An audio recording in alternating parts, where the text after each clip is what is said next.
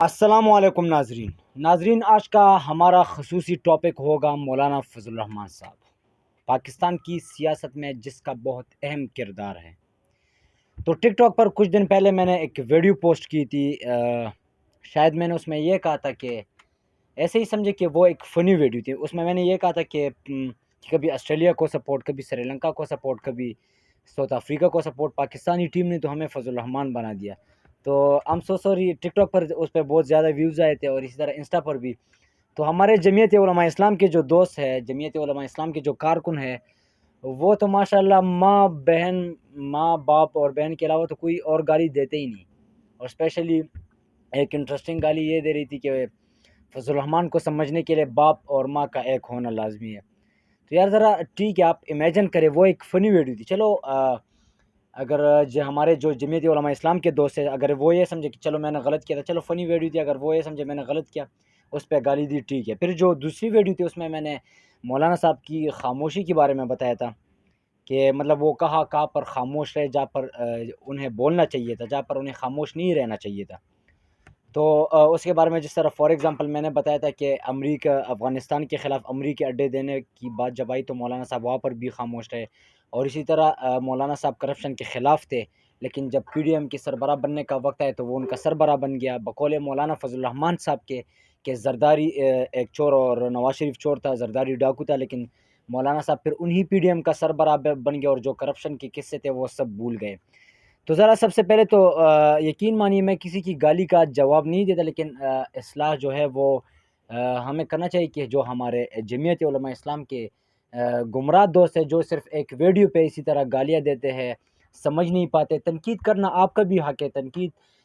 کرنا میرا بھی حق ہے، لیکن اخلاق کے دائرے میں۔ تو ذرا ایک بار پھر میں آج مولانا فضل الرحمان صاحب کے بارے میں بتاؤں گا، کیونکہ مجھے پتہ ہے کہ جو میں کر رہا ہوں وہ میں صحیح کر رہا ہوں۔ میں انشاءاللہ تنقید جس پہ کروں گا انشاءاللہ وہ میں پروف کے ساتھ کروں گا، ثبوت سب آپ کے سامنے رکھوں گا۔ اس طرح نہیں کہ میں یہاں پر صرف ٹک ٹاک پر آ کے یا سوشل میڈیا کی کسی بھی پلیٹ فارم پہ آ کے میں گالیاں دے دوں، نہیں۔ تو مولانا فضل الرحمان صاحب کے بارے میں ایک بات تو سب سے پہلے بات تو یہ ہے کہ جو بات بھی میں کروں گا تو آپ سب سے یہ درخواست ہے کہ آپ کامنٹ کر سکتے ہیں، انشاءاللہ میں پھر لائیو بھی آؤں گا اس پہ، انشاءاللہ ہماری ڈسکشن ہوگی، لیکن گالیاں منظور نہیں ہے، کیونکہ ہماری جو سیاست ہے وہ سیاست کوئی گالم گلوچ کا نام نہیں ہے، سیاست انسانیت کی خدمت کا نام ہے۔ تو ذرا چلو آتے ہیں اپنی ٹاپک کی طرف۔ مولانا فضل الرحمان صاحب کی ایک بات شاید آپ لوگوں نے کچھ دن پہلے نیوز پہ ایک سرخی دیکھی ہوگی، آپ لوگوں کے سامنے ایک سرخی نظر آئی ہوگی جس میں لکھا ہوگا کہ مولانا فضل الرحمان پاکستان سے غزہ روانہ ہو گئے ہیں۔ تو ماشاءاللہ جو ہمارے جمعیت علماء اسلام کے جو دوست ہیں وہ تو جذباتی، جو ہمارے دوست ہیں کارکن ہیں، وہ تو پھر ایک دم ویڈیو کو کاپی کر کے اور پھر ان شارٹ میں آ کے اس پہ میوزک لگا کے اور دبنگ میوزک لگا کے مولانا فضل الرحمان صاحب غزہ گئے۔ تو آئیے میں آج آپ کو حقیقت بتا دوں۔ سب سے پہلے تو یہ کہ مولانا صاحب غزہ نہیں بلکہ قطر گئے ہیں، اور وہاں پر جو شاید حماس کا کوئی رہنما تھا یا فلسطین کا کوئی نمائندہ تھا جس کے ساتھ مولانا صاحب کی قطر میں ملاقات ہو گئی ہے۔ تو اس کا مطلب مولانا صاحب جو ہے وہ پاکستان سے گئے قطر، غزہ نہیں گئے۔ اور دوسری بات یہ ہے کہ ایک بات یاد رکھیے، میں صرف مولانا صاحب سے یہ کوشچن پوچھنا چاہ رہا تھا، یہ سوال پوچھنا چاہ رہا تھا کہ دیکھیے سوال کرنا ہمارا حق ہے۔ میں نے پہلے بتایا کہ مولانا صاحب کا پاکستان کی سیاست میں بہت اہم کردار ہے۔ سب سے پہلے تو وہ پختون ہے، اور میں بحیثیت ایک پختون سب سے پہلے میرا حق بنتا ہے کہ میں اس سے سوال کروں۔ تو مولانا صاحب سب سے پہلے سوال تو ہے کہ ایک بات یاد رکھیے کہ آپ پاکستان سے جب غزہ جا رہے تھے تو آپ اسی نیت پہ ہی جا رہے تھے کہ وہاں پر فلسطین میں اسرائیل کی طرف سے ظلم ڈھایا جا رہا ہے، بچوں کو مارا جا رہا ہے، نومولود بچوں کو، اور اس طرح عورتوں کو مطلب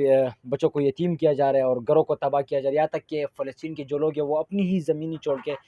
جا رہے ہیں۔ تو مولانا فضل الرحمان صاحب آپ اسی نیت پہ پاکستان سے غزہ جا رہے تھے، آپ گئے نہیں لیکن جا رہے تھے۔ تو میں آپ سے صرف ایک سوال پوچھنا چاہوں گا، معذرت کے ساتھ ایک بات یاد رکھیے کہ جو اسرائیل کی حالت ہے پتہ ہے وہ پاکستان سے کیوں بہتر ہے اور مجھے کیوں بہتر لگ رہے ہیں۔ ذرا میں سب سے پہلے اس پہ روشنی ڈالتا ہوں۔ وہ اس لیے مجھے بہتر لگ رہا ہے کہ فلسطین میں چلو ایک عورت بیٹی ہے، اس کے ساتھ اس کا شوہر بیٹھا ہے اور بچہ بیٹھا ہے، وہ گھر کے اندر میزائل آتا ہے تو وہ مارے جاتے ہیں، ٹھیک ہے، وہ ایک دم ان کی جو سانس ہے وہ نکل جاتی ہے۔ لیکن پاکستان میں ایک ایسا ماحول بنا دیا گیا ہے کہ جیتے جی انسان کو کئی بار موت کا سامنا پڑتا ہے، ایک مرد کو کئی بار شرمندگی کے ساتھ موت کا سامنا کرتا ہے۔ ایک بندہ، ایک مرد جیتے جی اپنی زندگی میں بار بار مر رہا ہوتا ہے، بار بار وہ موت کو سامنے سے دیکھتا ہے۔ کیسے کہ پاکستان میں اسرائیل میں وہاں پر میزائل مار چلے کہ یہاں پر ایک مرد کا عورت پہ ہاتھ ڈالنا، یقین مانی یہ میزائل سے بہت زیادہ سخت اور اذیت ناک ہے اور گھٹیا ہے۔ یہاں پر پنجاب پولیس اسپیشلی، سب سے پہلے تو میں جو کے پی کے پولیس ہے ایک مثالی پولیس ہے، ابھی بھی جو کارروائیاں جاری ہے پی ٹی آئی کے خلاف، اس پہ میں ان پر تنقید نہیں کروں گا، مجھے کہتے ہیں دباؤ ہے، پریشر ہے ان پر، لیکن پھر بھی ہماری جو کے پی کے پولیس ہے وہ الحمدللہ خان صاحب کی حکومت سے لے کر وہ ایک مثالی پولیس بنی ہے، اور انشاءاللہ آگے بھی ہماری حکومت انشاءاللہ آنے والے دور، ہمارا آنے والے انشاءاللہ پھر یہی کے پی کے پولیس انشاءاللہ اچھا کردار ادا کرے گی۔ لیکن ان کے پی کے پولیس نے ابھی تک الحمدللہ، شاید یہ کہنا چاہوں گا کہ چار دیوالی کی جو تقدس پامال کیا جا رہا ہے چار دیواریوں کا، لیکن ابھی تک کسی عورت پہ ہاتھ نہیں ڈالا۔ تو جو پنجاب میں کیا ہونے جا رہا ہے، لاہور میں، اسلام آباد میں عورتوں پر ہاتھ ڈالا جا رہا ہے، عورتوں کو گریبانوں سے پکڑ کے گھسیٹا جا رہا ہے، بچوں کے ساتھ سب مردوں کے سامنے اسی طرح احتجاج کے لیے، پرامن احتجاج کے لیے نکلے ہوئے جو عورتیں ہیں ان کو اسی طرح گھسیٹ کے لیا جا رہا ہے۔ تو میں صرف یہ پوچھنا چاہوں گا مولانا صاحب کہ آپ یہاں سے غزہ جا سکتے ہیں، تو کیا آپ اسلام آباد کے بارے میں یہاں سے ایک حکم نامہ جاری نہیں کر سکتے؟ کیا آپ کو پتہ ہے کہ ہمارے پیارے نبی سرکار دو جہان حضرت محمد مصطفیٰ صلی اللہ علیہ وآلہ وسلم نے بھی اس چیز سے منع کیا تھا، انہوں نے جنگ میں بچوں کو اور عورتوں کو ہاتھ لگانے سے منع کیا تھا، تو پھر ہم کون ہوتے ہیں؟ چلو اگر آپ لوگ یہ کہیں، اگر ہمارے جمعیت علماء اسلام کے لوگ، اگر ہمارے جتنے بھی مخالفین ہیں، اگر وہ یہ کہے کہ ٹھیک ہے، اگر وہ یہ کہے کہ پی ٹی آئی والے غلط ہے، پی ٹی آئی والے غدار ہے، چلو ہم مانتے ہیں، آپ مردوں کی بات کریں گے تو ہم مانیں گے، قانون کے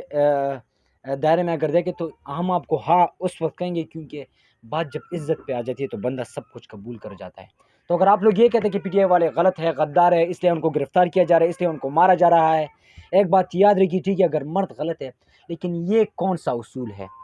کہ ایک بندہ گھر پر نہیں ہے اور آپ آ کے اس کی بہن کو اٹھا لے؟ آپ کو سب مردوں کو آپ مار دے، گرفتار کر لیں، لیکن یہ کون سا اصول ہے کہ آپ عورتوں کو گھسیٹ کے گربانوں سے گھسیٹ کے گرا کے گرفتار کر لے؟ کیا یہ اسرائیل ہے یا اسلامی جمہوریہ پاکستان؟ تو مولانا صاحب یہ ایسے سوالات ہیں جس کا جواب نہ دینے کی وجہ سے آج پاکستان کی یوتھ، خاص کر پاکستان کی یوتھ کے نشانے پر خاص کر آپ ہے، کیونکہ یہ جو دکھاوا ہمیں نظر آ رہا ہے یہ ناقابل قبول ہے، یہ وہ پرانا زمانہ نہیں ہے، بھٹو صاحب کا دور نہیں ہے، سوشل میڈیا کا دور ہے، سب نظر آ رہے ہیں۔ تو آج کل کے دور میں شاید میں یہ سمجھنا چاہوں گا کہ کسی کی بالکل اس طرح نظر ہے کہ آپ ہمارے سامنے، بالکل ہماری آنکھوں کے سامنے، ہمارے آنکھوں میں مٹی ڈال رہے ہیں دن کے روشنی میں۔ تو مولانا صاحب یہ کوشچن میں پھر بھی کروں گا، دوبارہ بتانا چاہوں گا کہ جو ہو رہا ہے یاد رکھیے قیامت کے دن اس کا جواب آپ سب کو دینا پڑے گا، ہم سب نے اللہ کے پاس جانا ہے، موت ایک اٹل حقیقت ہے اور ہم نے اللہ کو جواب دہ ہونا ہے، جواب دینا پڑے گا۔ اور ہم بھی یاد رکھیے کہ انشاءاللہ پاکستان کی یوتھ بھی آپ سے پیچھے نہیں ہٹیں گے، جتنے بھی یہ جو ظلم اور ستم اور بربریت کا بازار گرم ہے، یہ جو فرعونیت جاری ہے، انشاءاللہ ان سے پیچھے نہیں ہٹیں گے، جواب مانگیں گے، سوال کریں گے، کیونکہ پہلی مرتبہ آپ کو ٹکر کے لوگ ملے ہیں۔ پاکستان زندہ باد، عمران خان پائندہ باد۔